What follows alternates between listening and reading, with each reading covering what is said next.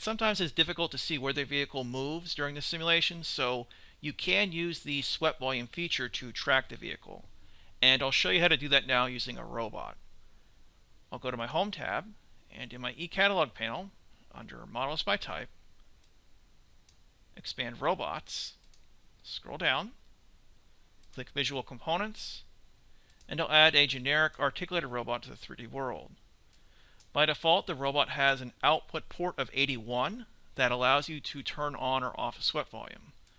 For example, with the robot selected in the Component Properties panel, you want to expand the Actions Configuration section here.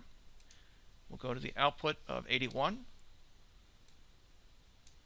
And when output port of 81 is true, the swept volume is on. When it's false, swept volume is off.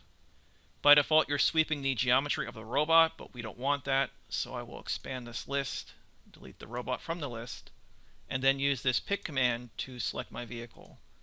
So now the geometry of my vehicle will be swept when I turn swept volume on. I'm going to change the swept method to lofting, and for the swept geometry I'll use a material that's transparent. So let's use transparent orange. There we go. You also have the option to store the geometry, so you can review it later on, but in this tutorial we're not going to do that. So if I now tell the robot to turn on swept volume, I'll go to the Program tab,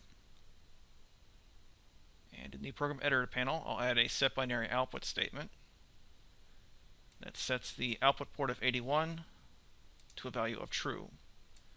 And when we run the simulation, you can see, the geometry of our vehicle is being swept during the simulation, so from here to here we can see where the vehicle went. But since we're not storing the swept volume, if I reset the simulation, you can see it disappears. But at least we know where the vehicle went during the simulation.